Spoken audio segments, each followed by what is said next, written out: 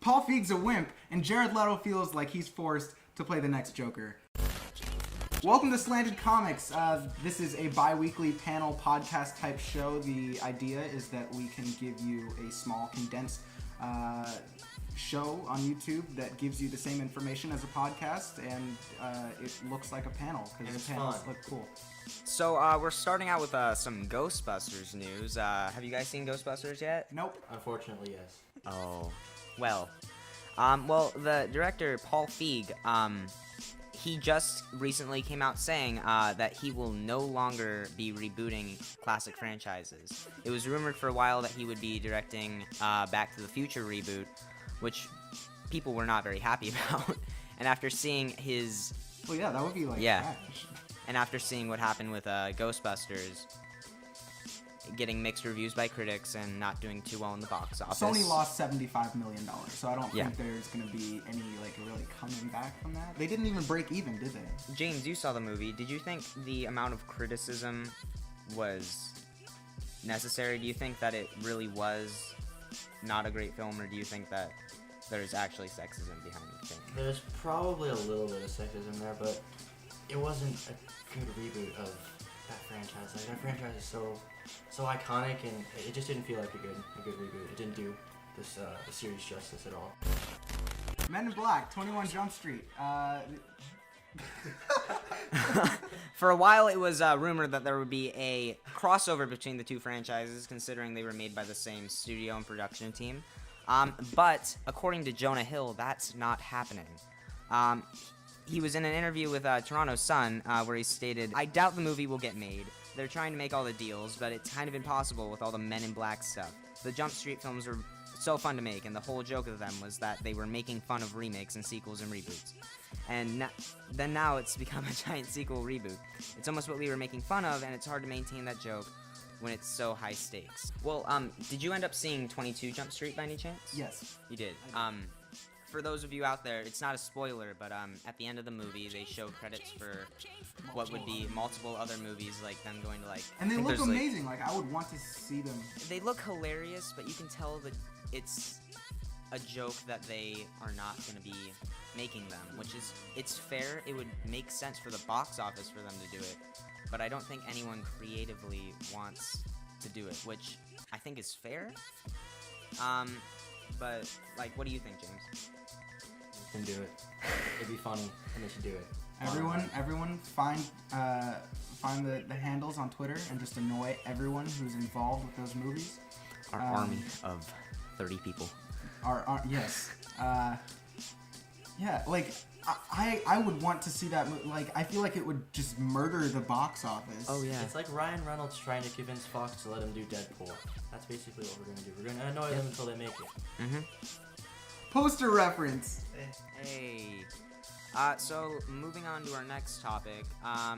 If you haven't seen Suicide Squad yet, you're probably either going to see it or are completely against it for some reason. Because you probably only listen to the critics' ratings.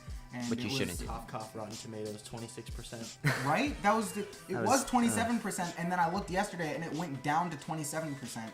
It's to 26%. Good job. It went down to 26%. Yeah. Well, you may have heard, if you're looking at any reviews, that there's barely any Joker in the film. But Jared Leto, who plays the Joker. Leto, Aiden. I'm not gonna say Leto. I said Leto this time. Well, he's saying now in several interviews since the film has come out that he is very disappointed with how the Joker has been presented in the film. Because they cut out a majority of his scenes and whatnot, so... He only amounted to about 7 minutes of screen time, but according to his words through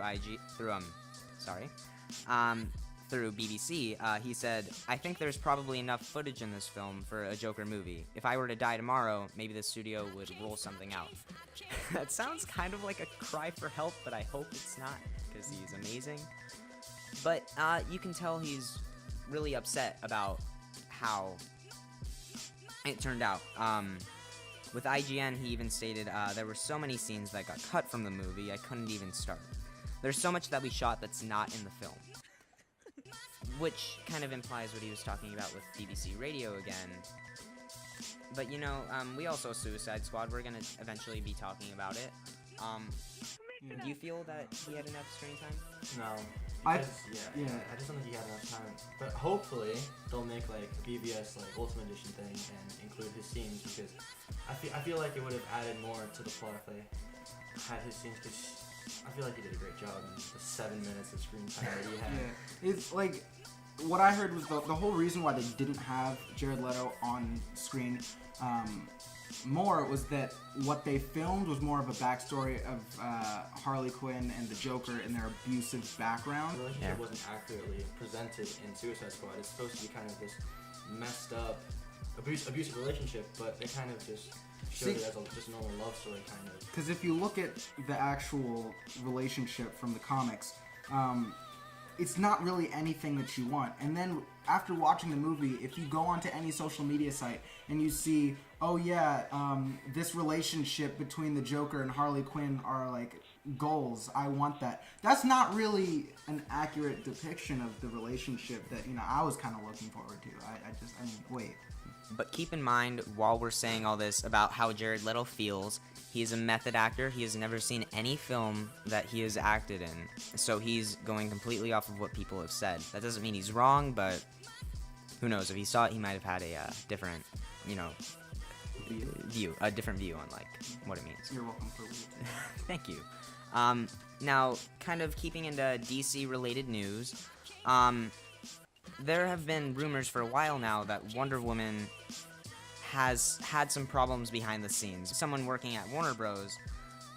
Wrote an open letter and posted it online, talking about how it's the DC formula at this point, where the trailer looks amazing, but behind the scenes production doesn't look like it's going great, which is kind of disappointing, Yeah, because like if you looked at Suicide Squad, the trailers that we saw, when I looked at it, I was expecting a completely different movie, and when I saw it, I was like, "Where's the trailer?" Because this is a different movie. The second Rogue One trailer dropped a little while ago, probably about a month ago. Within 2 days, there were about 14 million views on the trailer on YouTube. So it's a highly anticipated movie. I don't think it's going to do as well as The Force Awakens. What do you guys think about that? I think it's going to be a better movie, but it's not going to do as well in the box office. Well, like, on top of the trailer recently, they've also released a bunch of behind-the-scenes stuff where the director has stated he wants to make a Star Wars movie that takes place in the same universe, but is told as a completely different story. So, very obviously, they are taking shots at The Force Awakens, but I think it's going to be great, Yeah, and in the behind the scenes, I remember one of the crew members said, when you're making a film in a franchise like this, and you don't do something new, then what are you bringing to the table with this franchise? What is going to make your film stand out in the long run? So they said they wanted to try some new stuff with Rogue One, and I'm excited to see that.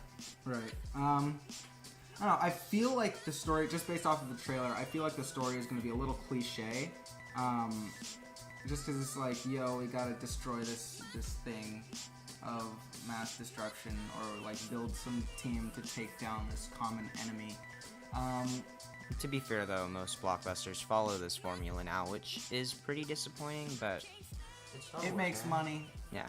I like how Star Wars, though, is inviting new, not exactly new, but different directors that aren't usually associated with box office, blockbuster, summer hits, onto this movie to kind of give a different view on it than you would normally get with like your J.J. Abrams or your Michael Bay, any of those directors. So I think that's nice. Considering the time in the Star Wars universe that this takes place in between episodes 3 and 4, I believe just a couple years before episode 4, I'm hoping that we can see Alden Ehrenreich. Ehrenreich? I can't pronounce his last name, but he's playing the young Han Solo in the upcoming Han Solo film. I feel like he's gonna make a cameo in the new film. Like, I really hope so. And kind of relating to that, Donald Ehrenreich. There we go. Yeah. Relating to that Solo film, Donald. I get it. Solo, was it? Like, hey, individual? No, that should be the name of the film. puns. No, So- it shouldn't be. Don't do it, please. If you know Donald Glover, if you don't, Childish Gambino, he's rumored to play the next Lando. I mean, everyone loves Lando. Love me some black guy with a cape and some dope hair. Okay. It's really just a rumor at this point, but the same people that are bringing this out are the same people that predicted that Alden would be the young Han Solo, which was confirmed. So what do you guys think about that? Would you guys like to see Donald Glover as the next Lando? I personally would, because I think it would be, one, really good because he's a good actor, and then two, just hilarious.